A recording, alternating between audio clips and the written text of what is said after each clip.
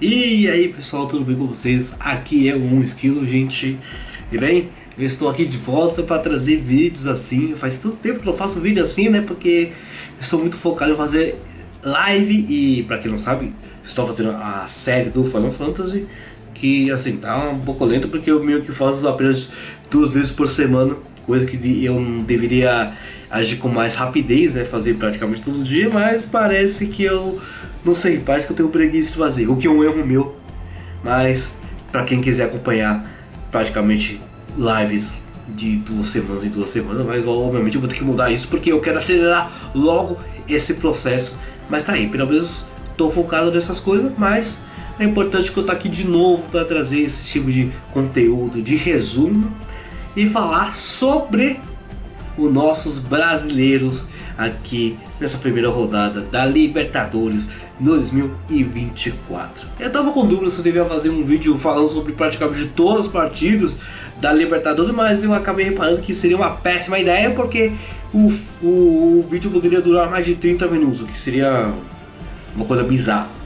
E bem, se bem que eu também cogitei uma outra maluquice, que seria colocar os times brasileiros também que participam da Sul-Americana, que são bastante, tá? É muita equipe também participando na Sul-Americana, mas eu falei, não, vamos só focar apenas nas equipes brasileiras aqui na Libertadores e vai estar de bom tamanho, tá? Então é isso. E outra coisa também, queria aproveitar para falar que semana que vem, fiquem ligados que eu também vou trazer vídeos de notícias sobre um resumo sobre todos os campeões estaduais aqui no Brasil, já que esse fim de semana vai decidir vários campeões estaduais e é uma boa ideia já trazer um vídeo sobre os campeões estaduais de todo o Brasil. Obviamente vai ter algumas equipes que não vão estar nesse vídeo porque tem alguns estaduais que assim nem chegaram na fase final, o que pode complicar, mas pelo menos já vou deixar bem claro que eu vou focar a maioria também só nas equipes grandes que estão participando na Série A do Brasileirão. Bem, para quem me conhece sabe como que eu faço meus resumos. Então eu sempre vou pegar, obviamente, o primeiro jogos que aconteceram até os últimos, né? Lembrando que a Libertadores acontece na terça, na quarta e na quinta-feira. Eu vou começar pelo primeiro jogo que aconteceu aqui, o primeiro time que abriu, né, a temporada dos brasileiros na Libertadores. Eu estou falando do Flamengo, tá? O Flamengo que foi enfrentar o Milionários da Colômbia lá na altitude, lá da Colômbia, mas não aproveitou as suas chances. E por que eu vou falar que o Flamengo não aproveitou essas chances? Porque desde o segundo tempo, praticamente quase no começo do segundo tempo, o Flamengo estava com um jogador a mais e não aproveitou as oportunidades para atacar mais e quem sabe ampliar o placar, né? E o jogo apenas terminou 1-1. O Pedro começou a abrir o placar aos 64, fazendo um gol de pênalti. Eu acredito que foi um lance que aconteceu a expulsão do jogador do Milionários, que aconteceu aos 61 minutos.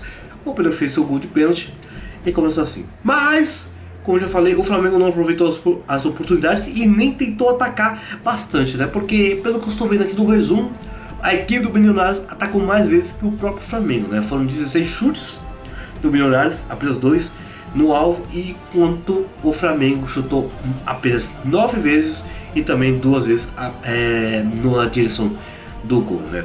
E o time também teve mais posse de bola, o que também diz que a equipe só queria trabalhar na posse de bola e não queria atacar, né? Praticamente o time parecia que estava muito mais defensivo do que ofensivamente, né?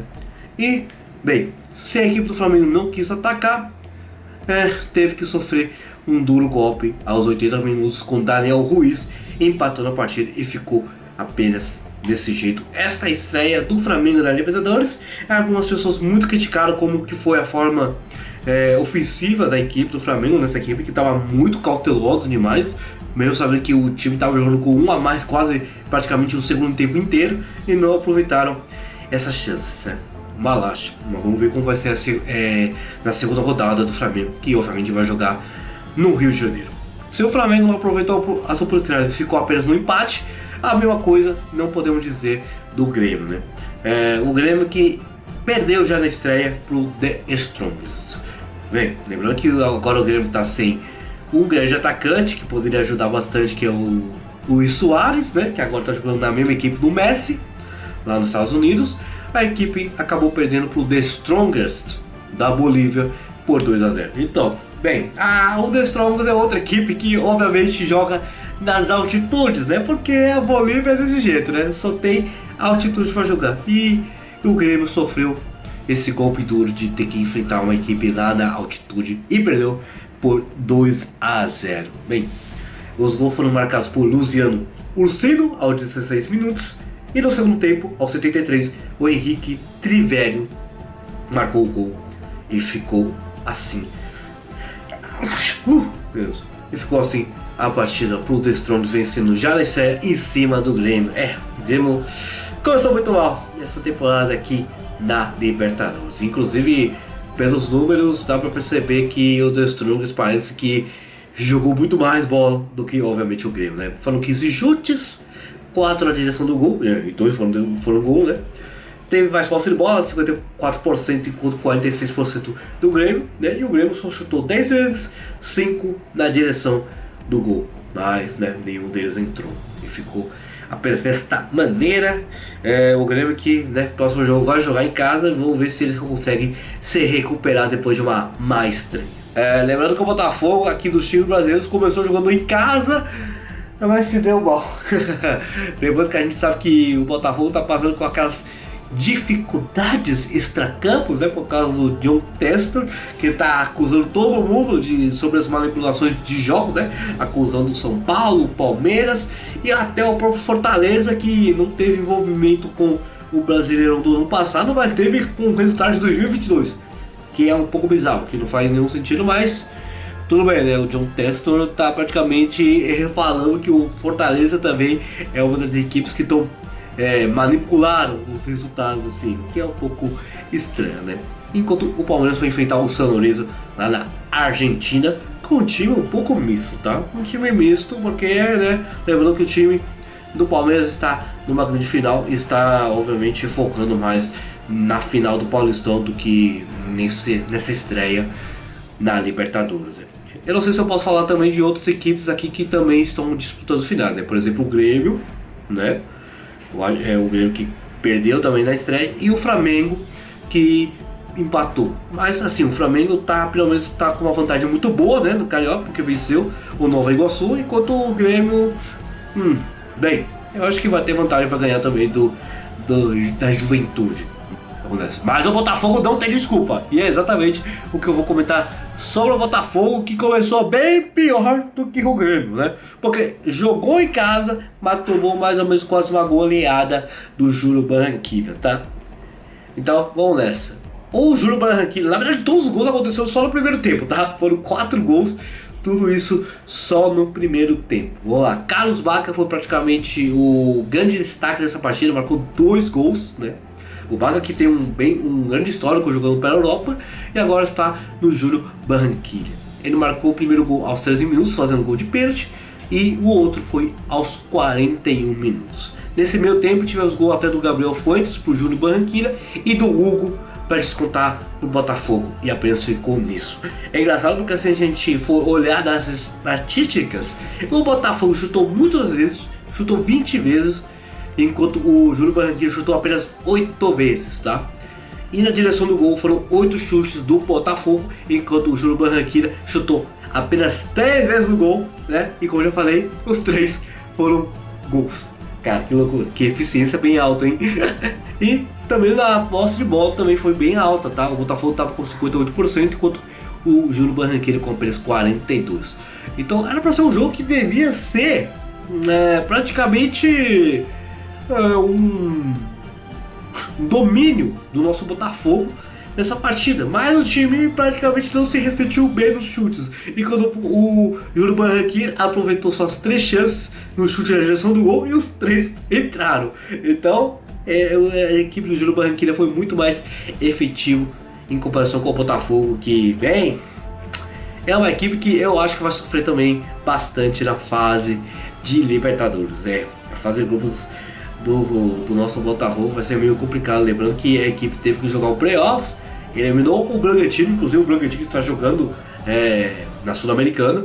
E o Botafogo agora vai ter que sofrer, né, depois que conseguiu a classificação, né, nos playoffs da Libertadores. Agora vai ter que sofrer aqui na fase de grupos. Não sei se a equipe tem a capacidade de passar de fase, mas vamos ver, né? Ainda é muita coisa, é só a primeira rodada, ainda tem mais 5 jogos pela frente. Mas o problema é que agora o Botafogo vai jogar o próximo jogo fora de casa. Próximo, agora vamos falar do Palmeiras contra o São Lourenço, como eu já tinha falado antes. O Palmeiras estava jogando com um time meio misto, né? Porque está poupando a maioria dos jogadores titulares para o jogo de volta da final do Paulistão, né? E bem, o jogo lá na Argentina, o São Lourenço, que bem, não é bobo nem nada, não tá nem que colocando alguns jogadores para poupar, né? O time mais ou menos foi com força total e começou muito bem, já fazendo o primeiro gol aos 20 minutos. Tá, o time vamos dizer que o time do São Lourenço estava muito mais disposto a jogar mais bola que o Palmeiras, porque obviamente o Palmeiras teve vários jogadores que estavam só vendo o banco para jogar e o entrosamento não estava em dia. Mas se bem que foi uma disputa muito bem páreo, né? O São Lourenço jogou muito bem no primeiro tempo e no segundo tempo foi o Palmeiras que jogou muito mais, né? E foi exatamente o que isso aconteceu no segundo tempo. Mesmo sabendo que o São Lourenço teve várias chances muito boas de fazer o gol, mas o goleiro Marcelo Lomba estava lá para defender e fez várias defesas muito importantes, né? E isso se repete mesmo nas estatísticas de chute, tá? Porque o São Lourenço chutou 11 vezes, 5 na direção do gol, enquanto o Palmeiras chutou 12 vezes, né? Um chute a mais que o São Lourenço, só que 3 apenas na direção do gol. Mas na posse de bola o Palmeiras venceu com 55%, enquanto na posse de bola o São Lourenço ficou com apenas 45%, tá? E inclusive, obviamente, o jogo também foi, né, como a Libertadores, obviamente tem que ter muita falta, né, também, nesse jogo. Mas tudo bem. Igual eu já falei, o São Lourenço começou na frente com o Speedia, fazendo um gol aos 20 minutos, depois de uma cobrança de escanteio. E o Piquerez, que veio do banco de reservas, fez o gol aos 81 minutos, fazendo uma bela cobrança de falta. Você vê que o goleiro também deu uma ajudada, né, que estava muito no canto esquerdo, então praticamente o nosso Piquerez só precisou bater uma falta assim, não com tanta precisão, mas com muita força, e a bola entrou muito bem cobrada, a cobrança do Piquerez, tá? E eu nem estava acreditando que essa cobrança de falta ia entrar do Piquerez, mas tá aí, muito bem. 1-1, o resultado até ok, o Palmeiras poderia ser bom, mas como o time estava jogando com um time meio misto, foi um resultado até legal.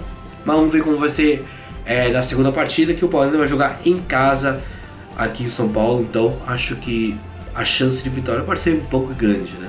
A gente vai ter que comentar as partidas de quinta-feira, que vai ter Caracas contra Atlético Mineiro e o São Paulo contra Talheres. Mas antes disso, tivemos mais equipe. Eu falei que só tinha 2, né? Só que cometi um erro, porque o Fluminense, o atual campeão da Libertadores, também jogou na quarta-feira e empatou também. E jogou fora de casa. Assim, o único time que tá jogando dentro de casa nessa primeira rodada foi apenas o Botafogo. Todos os brasileiros estão jogando fora de casa. E bem, o Fluminense empatou com a Aliança Lima, né, do Peru, por 1-1. E foi mais ou menos a mesma coisa, né? O time da casa começou na frente, depois o time brasileiro empatou a partida. E bem, se a gente conhece o dinizismo, obviamente a gente vai saber que é um time que prioriza muito mais a posse de bola do que ataque, né? E bem, a posse de bola já diz tudo, né? Praticamente 79% de posse de bola, quase 80% de posse de bola para o Fluminense, enquanto o Aliança Lima ficou com apenas 21% de posse de bola. Mas se bem que se a gente for falar em estatísticas de chute, o Aliança Lima se deu muito bem mais, tá? Foram 12 chutes, um chute a mais do que o Fluminense, que chutou apenas 11 vezes, e 4 na direção, enquanto o Fluminense apenas 2 na direção do gol. Mas como eu já falei, né? O Fluminense só chutou 2 vezes e um deles foi gol. Então 50% aqui no balanceamento. Foi até ok, mas o Fluminense não atacou bastante nessa partida. Mas vamos lá, né? O Jaramillo começou fazendo gol por Aliança Lima no primeiro tempo aos 35 minutos. E no segundo tempo, o Marquinhos empatou a partida aos 72. E ficou apenas nisso. Então, como vocês viram, praticamente é um jogo que só tinha a posse de bola do Fluminense a partida inteira, colocando em prática o dinizismo, mas eficiência em chute foi até o que, né? Porque não atacaram bastante, né? Foram todos, como eu já falei, foram apenas 2 chutes e um desses chutes foi no gol. Então, assim, é uma estreia até um pouco a mesma coisa do Palmeiras, ok, né? Ok. Mas assim, o Fluminense obviamente está jogando com o time inteiro, então devia pelo menos aproveitar essa chance para ganhar, né? Já que é o atual campeão da Libertadores, devia se impor, né? Mas não aconteceu isso. Mas tudo bem, pelo menos os jogos o segundo jogo, né? A segunda rodada vai acontecer no Brasil, então acho que vai dar tudo certo pro Fluminense. E bem, finalmente para finalizar, vamos para os jogos de quinta-feira. Tivemos Atlético Mineiro contra Caracas da Venezuela, né? Lá na Venezuela, e Talheres contra o São Paulo. E bem, inacreditavelmente, eu que estava acreditando mesmo que pelo menos 2 equipes poderiam sair com a vitória. E bem, tivemos apenas a única vitória brasileira nessa estreia da Libertadores, que vem com o nosso Atlético Mineiro, que simplesmente passou o carro em cima do Caracas, tá? Simplesmente. Teve mais posse de bola, 74% contra 26%, 14 chutes, 5 na direção do gol, enquanto o Caracas chutou 9 vezes, 4 na direção do gol. Mas assim, o Atlético Mineiro, como eu já falei, foram 5 na direção do gol, né? 4 desses foram os gols, né? Bruno Fux fez o primeiro gol, Guilherme Arana fez o segundo gol, e aí depois o Paulinho marcou 2 vezes, um no primeiro tempo aos 44 e outro aos 70. E o Dani Pérez meio que diminuiu o placar pro Caracas, mas ficou só nisso mesmo. Atlético Mineiro, o único time brasileiro que jogou pra caramba e que mostrou autoridade. E na outra partida tivemos o nosso São Paulo, que perdeu do Talheres lá na Argentina por 2-1. Lembrando que o São Paulo só fez o gol apenas no segundo tempo, enquanto o Caracas marcou os 2 gols já no primeiro tempo. Foi uma loucura. Praticamente o Talheres, que teve menos posse de bola do que o São Paulo, chutou menos vezes, mas de qualquer maneira marcou 2 gols e saiu com a vitória. Quem marcou os gols da partida? Bem, Rui Rodrigues fez o gol no primeiro tempo, e ele veio inclusive do banco de reservas, que foi meio loucura, porque ele teve que substituir um jogador que saiu machucado. Fez o gol pro Talheres no primeiro tempo. No segundo tempo, Rubem Bota acrescentou mais um gol pro Talheres, né, fazendo 2-0. E depois, aos 70 minutos, o Luciano diminuiu o placar pro São Paulo e ficou desta maneira mesmo. O São Paulo começou muito mal, junto com o Botafogo, e o Grêmio com os times brasileiros que perdeu na estreia da Libertadores. Então é mais ou menos isso, meus amigos. Estou encerrado mais ou menos aqui o grande resumo aqui na nossa Libertadores, aqui da primeira rodada. Como vocês viram, praticamente nenhum brasileiro começou com o pé direito. O único, a exceção, foi o Atlético Mineiro, né? Mas o restante, nossa senhora, que estreias decepcionantes aqui na primeira rodada da Libertadores. Vamos ver como vai ser a segunda rodada. Pelo menos a maioria vai jogar tudo dentro de casa, tirando, obviamente, o Botafogo, que eu já vou acreditar que o Botafogo deve ser o primeiro time que vai ser eliminado já na fase de grupos da Libertadores, porque o elenco é um pouco triste. Mas aí, gente, o que vocês acharam, né?